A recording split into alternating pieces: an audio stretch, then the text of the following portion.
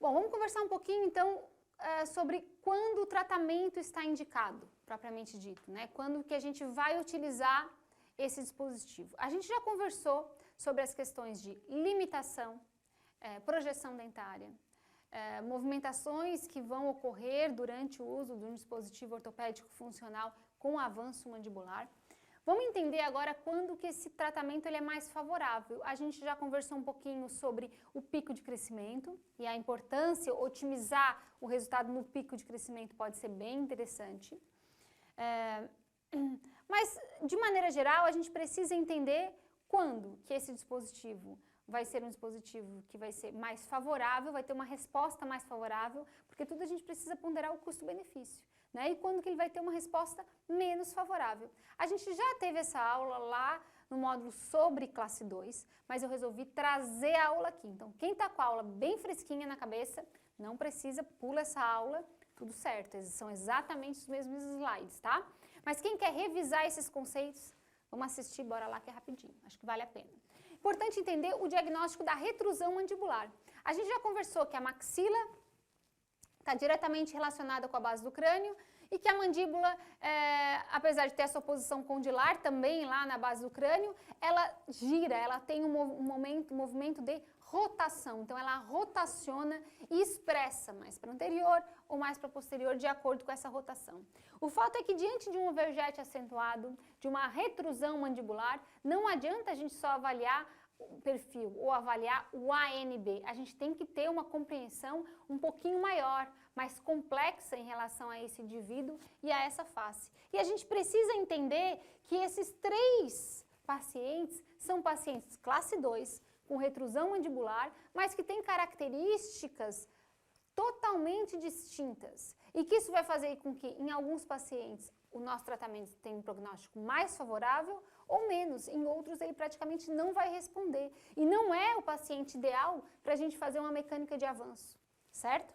Então, vamos lá, vamos entender a origem da retrusão mandibular, né, de uma forma muito clara, sem se aprofundar muito em todas as medidas de Biller. Mas vamos trazer aqui algumas medidas chaves que vão nos ajudar nessa definição. De maneira geral, a retrusão mandibular, ela pode se dar por dimensão pequena, mandíbula que a gente chama de retrusão dimensional. Então, a mandíbula está pequena, ela é pequena, ok? E a gente vai buscar um estímulo. Ela pode ser rotacional, quando a mandíbula ela está num tamanho normal, mas ela está só rotacionada para posterior, ou posicional, quando ela está num tamanho menor, mas o côndilo está muito lá posterior na cavidade glenoide. Então, eu não vou conseguir interferir muito na cavidade glenoide, vou ter pouco resultado ortopédico, certo?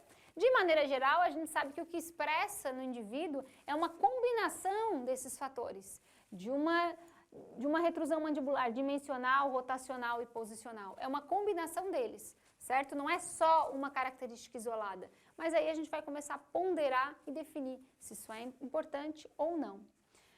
Bom, a retrusão mandibular dimensional é quando eu tenho a distância gônio-POG, GO-POG, ó, o pontinho que está lá no ângulo goníaco, o ponto mais posterior e inferior do ângulo goníaco, e o POG, o ponto mais anterior e inferior da sínfise.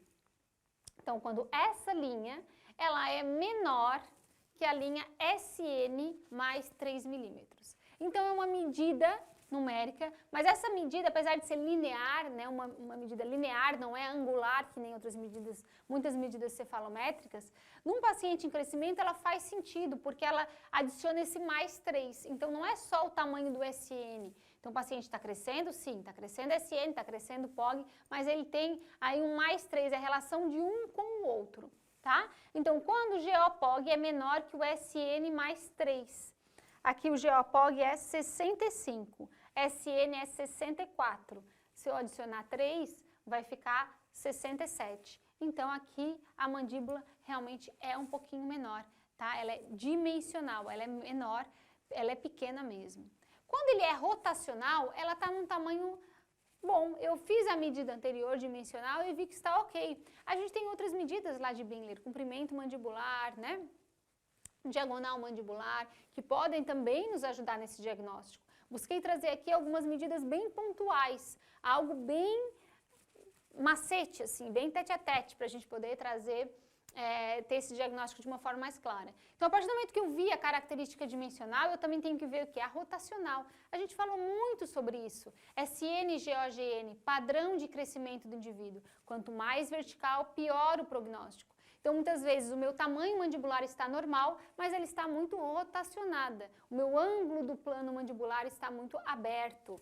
Então, SN-GOGN maior que 36, né? Nesses casos, a ortopedia funcional não vai ter um bom resultado. Quando é uma característica dimensional, sim, porque eu consigo remodelar o côndilo, né? Consigo uma melhor remodelação, posicionamento mandibular, tento estirar o côndilo, então eu tento dimensionalmente aumentar aquela mandíbula, né? Ou estimular o crescimento antero-posterior da mesma. Mas no caso de rotacional, eu não adianta estimular o crescimento antero-posterior da mesma, ela está no tamanho adequado, mas ela está girada. O meu problema é vertical. Talvez, nessas situações, um Turou, por exemplo, é um dispositivo mais interessante, mais indicado nesses casos. Bom, uma outra característica que a gente tem que ver se ela não é posicional, quer dizer o quê? Ela não está para trás, o côndilo na cavidade glenoide, ele está posterior. E o côndilo na cavidade glenoide, se a distância, na verdade, é relacionada à distância TTM, quando eu vejo lá a distância de Bingler, né?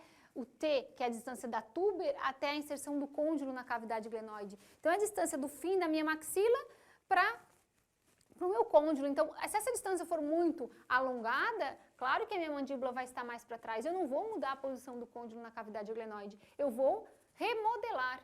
Então, meu prognóstico passa a ser pior, é menos favorável, certo? A minha resposta tende a ser menos significativa, duvidosa muitas vezes.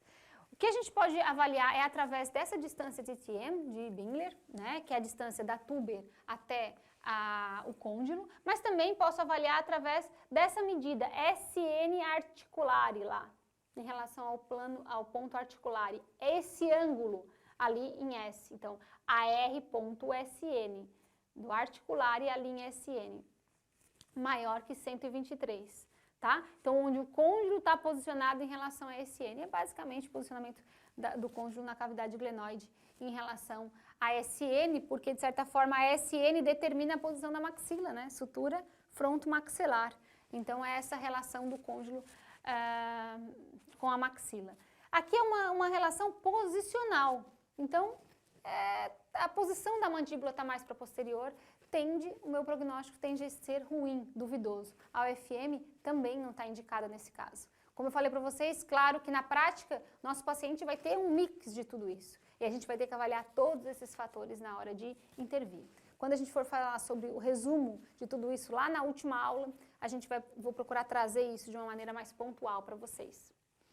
Joia? Então, os tipos de tratamento para classe 2, eu sei que nós temos aparelhos que vão atuar na maxila, principalmente para casos onde o meu problema é vertical, classe 2 muito vertical, por exemplo, onde eu vou querer controlar mais a minha maxila, onde o problema é a minha maxila, o ponto A está na frente do ponto N, por exemplo.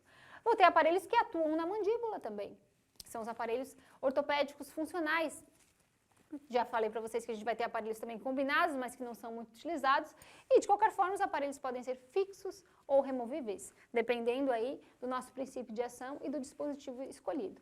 Certo? Então, o tratamento da classe 2 não é um consenso, mas é importante que o diagnóstico seja sempre um consenso. Não deixe de avaliar e de ponderar as características que são importantes para o seu resultado, para não causar um sobretratamento no seu paciente. Joia? Te vejo na próxima aula.